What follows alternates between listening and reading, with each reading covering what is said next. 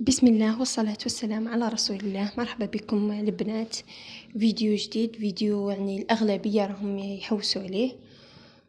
جينواس، هذا جينواس تاع المحلات يعني بأدق التفاصيل. شوفوا كيف هي يجي قطني على مستوى واحد، وهذا هذه الوصفة راه اللي يعتمدوها المحلات الأصلية.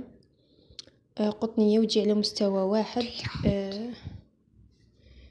شوفوا النتيجة تاعها، يعني راكم تحكموا بعينيكم والبنة. والله ما عندي ما نقول لكم. هنا نعطيكم جميع الأسرار تاعها، كملوا معايا الفيديو وراح تعرفوا كامل التفاصيل.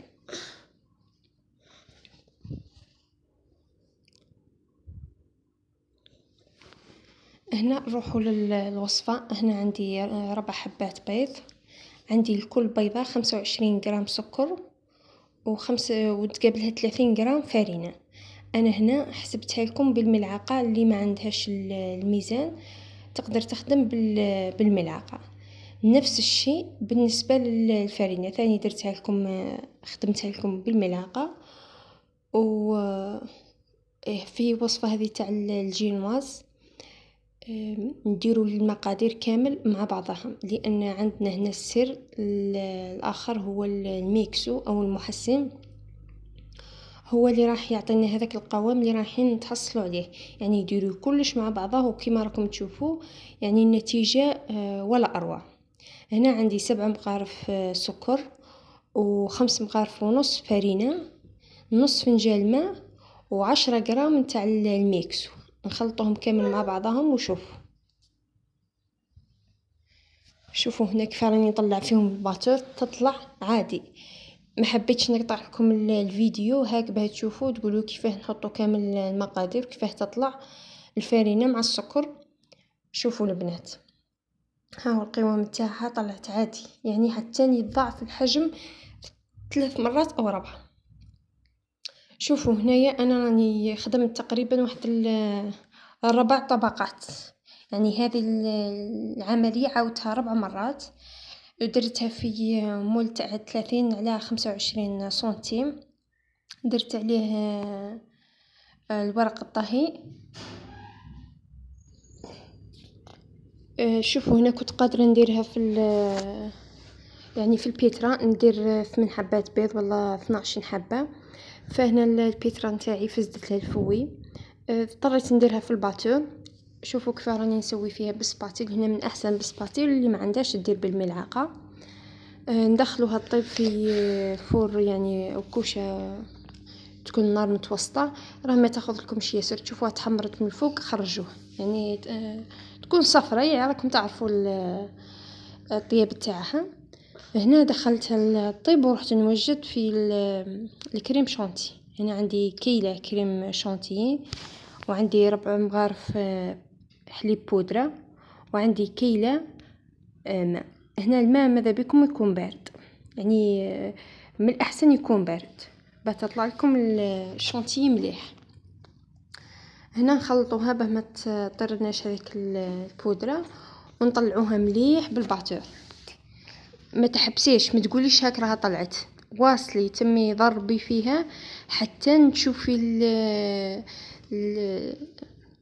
يعني الكريمات شدت لك في هذاك الفوي تاع الباتور، ودير لك هذاك البودة. يعني راح يضاعف الحجم تاعها 2 أو 3 تقريبا بالباتور. تمي معاها واحد 7 دقائق ولا 10 دقائق على حسب الكمية. هنا تقريبا درت واحد 7 دقائق 10. شوفوا هنا كيف طلعت لي، وهاك وتميت نواصل حتى طلعت لي مليح. شوفوا هنا كما قلت لكم الطيب من الفوق يعني ذهبية، والتحت هنايا راها ما حرقت ليش، يعني كي الفوق كي لتحت طابت نفس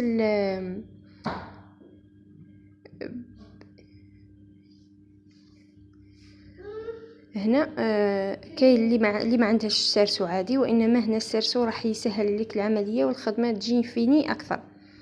درت هنا السارسو، درت عليه هذيك الطبقه تاع الجينواز. وهنا عندي شاربات، يعني كيله تاع سكر ب2 كيلات نتاع ماء، درتهم فوق النار 10 دقائق وسكرت عليها. تقدري ديري لها اي منكهات، وشرب الجينواس تاعك مليح، راه من بعد راح يشرب. ما تقوليش راني درت، هو راه يستهلك شوي الشربات. ومن بعدين راح ندير ذيك الطبقه نتاع الجينواز. شوفوا كيما راها ارتاحت وما طلعتليش مع الكريم. راح ندير الطبقه الثانيه، وعلى حساب نتوما ديروا 3 طبقات ولا 4. انا درت هنايا 3 وفي وحده اخرى درت 4. شوفوا هنا الجينواس من تحت راني نسقي فيه مليح هاك، ما تقولوش راها تشربت ياسر، راها تشرب من بعد. وخاصة كي تحطوها ليلة في الكونجيلي، هنا لازم تحطوها في الكونجيلي وبعديها تعاودوا تجبدوها باه تحكم لكم لافور مليح. شوفوا هنا الطبقة الأخرى بنفس الطريقة حتى نكملوا كامل. هنا الاختيار ليكم، تحبوا ديروا 3 تقدروا ديروا 4. راح نرصها مليح بهذا البابي باه يحكموا الطبقات لافورم وندخلوها في الكونجيلي.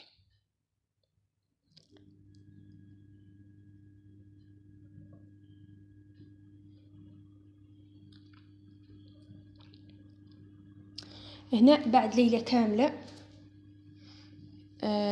بعد ما جمدت لي راني ندير لازم الشونتي يديروها قبل تنحوا السارسو. نديروا طبقة مليحة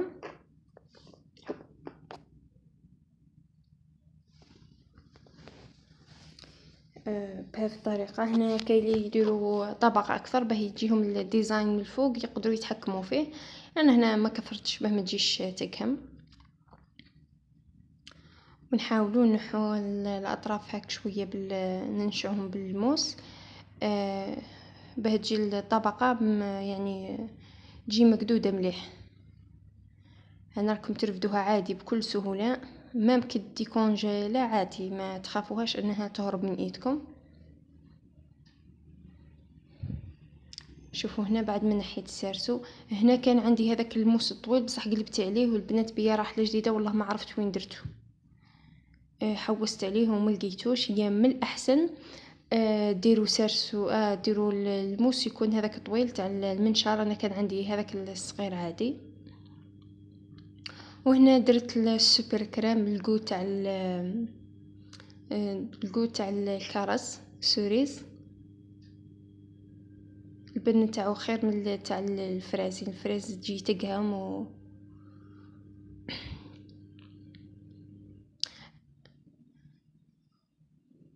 هنا في التقطيع هنا لو كان راها جاتني فيني اكثر، يعني الموس هو اللي دارها بيا. وزيد ثاني في التقطيع تجي تمشي، يعني ما تقطعيش، لانه هذا الخضمي ما ساعدنيش. شوفوني كيف راني نقطع. هي نورمالمون بالموس الاخر راك تجي عاقبه طول، شغل كأن تمشيه. ما عرفتش كيفاه نقول لكم، يجي عاقب طول.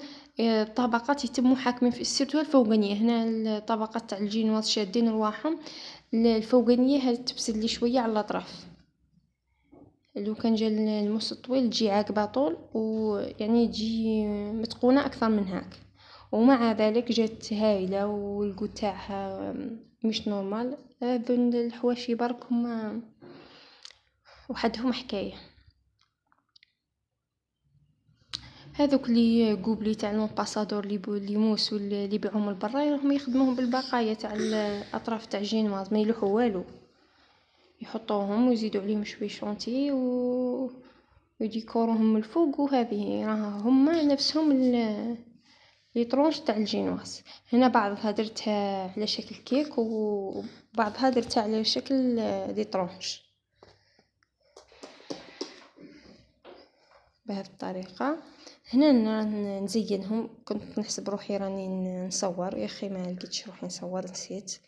المهم التزيين راه مش اللي حاجه، كل وحده ودير كيما حبت. انا على السريع وهذه خدمتها للدار برك.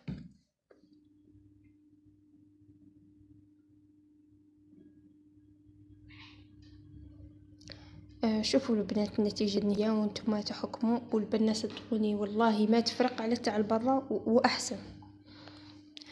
ما تنسونيش بالجيم والكومنتير مادام وصلتوا لهذه اللقطه. والى اللقاء مع وصفه جديده، والى اللقاء.